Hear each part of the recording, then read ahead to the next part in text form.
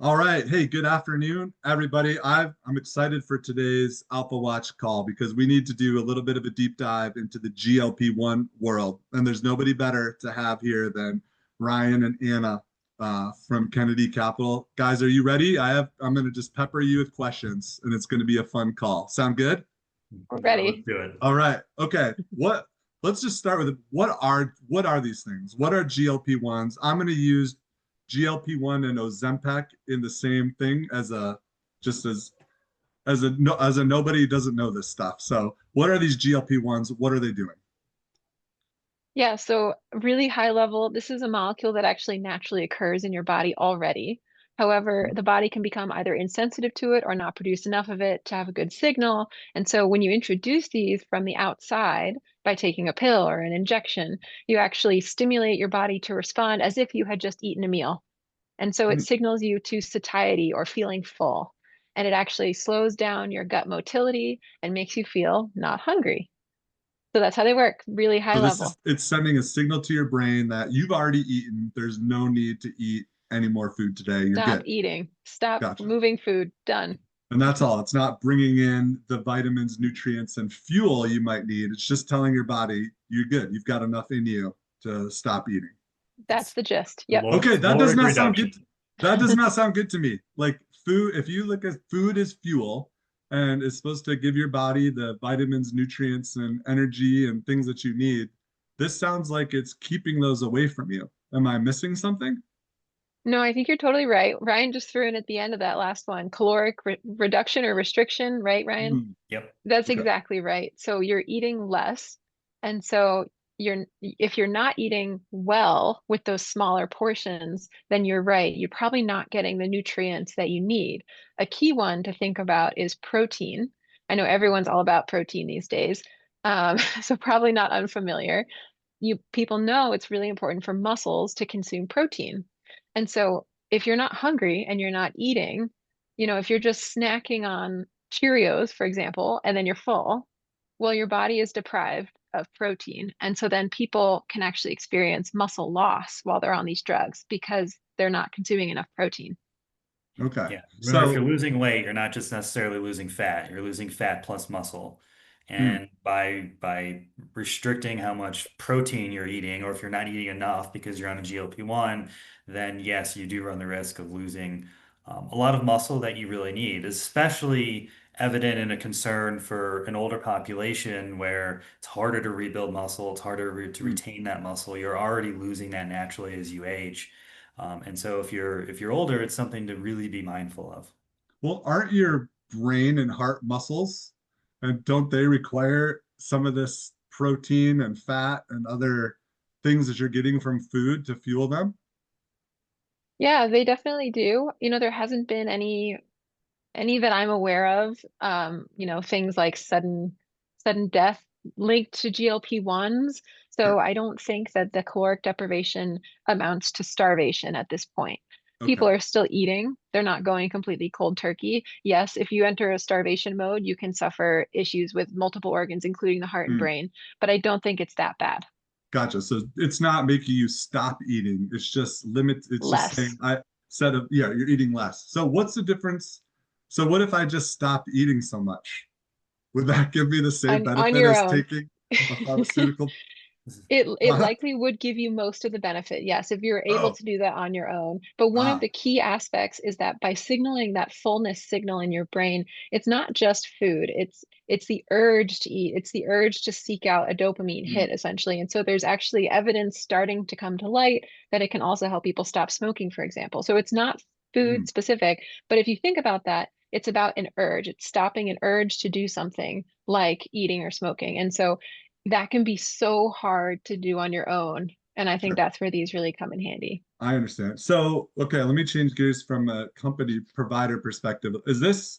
Are there other countries that are doing this in the same quantity as the United States is right now? Or is this a very American type of deal because of our dietary habits and customs, per se?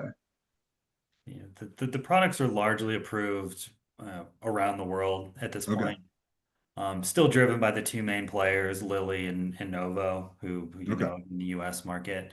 I don't know specific uptake in the various geographies, but I would say demand is robust worldwide.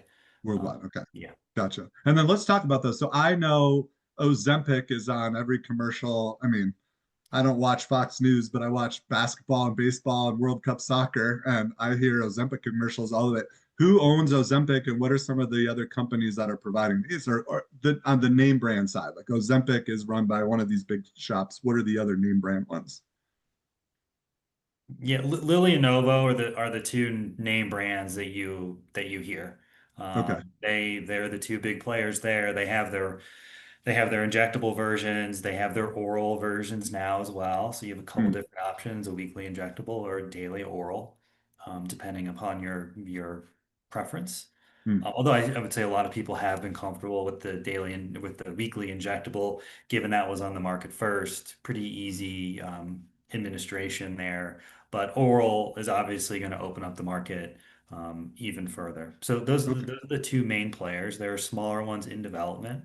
If you're watching the TV, you're going to see ads for a bunch of different pharmacies that provide you GLP-1s. You may see Hims is a really common Hmm. one.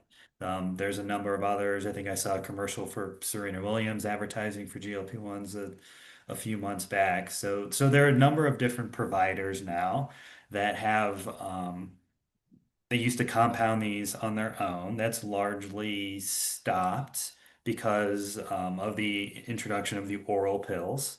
So Hmm. now these providers are going to Lilly, they're going to Novo, and they're providing the actual branded pharmaceutical, but the oral version to the consumers. So a lot of Gotcha. times when you see those commercials, it's for distribution of these I drugs, see. which is the distribution now has opened up and made these widely available. When these were first launched, remember, there was a shortage. And so that's why, Hims and others were able to take advantage of the fact that there is a shortage of these drugs, and they were able to go to compounding pharmacies who were usually regional. They were able to recreate the drugs on a compounded basis and sell them as their own product to individuals. I Now that see. these drugs are off the shortage list, the FDA official shortage list, really there you should be going through the manufacturer. And which one is Ozempic? Is that Lilly or Novo, or is that something different? No, that's I always get them confused. That's Novo Okay. Is Ozempic, and then Zepbound is Lilly. Gotcha. And then is there a difference in efficacy between the injection and the pill? That's a great question. The answer is that their kinetics are different. So the speed of your weight loss is different. Everything happens much faster with the injectable. The side effect profile is also different, and so adherence to them is different. Okay. As you might imagine, the GI, so your gastrointestinal, like nausea, vomiting, diarrhea, the top key side effects of these drugs, are worse typically with the oral as you titrate up to higher doses versus the injectable, although they do both have them. And so you might imagine if you titrate more slowly to avoid some of those side effects, you're going to see that peak weight loss more slowly, versus if you titrate up super fast, you're going to have horrible side effects, but you're going to lose more weight faster. Gotcha. Um, in terms of their like peak levels, the plateau levels, when people start to see really serious, like 20% weight loss, they're all within, 5 to 10 points of each other. You lose a lot of weight on these drugs. Yeah, that's crazy. And the last question for a friend, are people doing this to like start their weight loss journey, or is it all or nothing? What does some of the data from consumption look like? Do we have any information about that? In terms of like where people are in their weight loss journey to start the drug, I have not seen studies with that specific data, although I'm sure it will come out sooner or later. I would assume that these are people who have tried weight loss before, who are going to their doctor and saying, I cannot lose weight. And Hmm. that's how this is happening. As we see more distribution through those other networks, like Brian was mentioning, that's probably more people who are like, I would love to lose a few pounds for the summer. I could just not eat, or maybe I'll take this and it'll help me not eat more. I think that's happening more and more as these become more widespread. Okay. Is there an over-the-counter version? Will there ever be? Not in the near future. No, Okay. no, Uh, there won't be. I think it's important to keep in mind too. It's not just I know they're the weight loss drugs, but and yes, obesity is an indication now. But previously, when they were first approved on the market, it was not for obesity. It was for other comorbidities that people experience because their weight is high.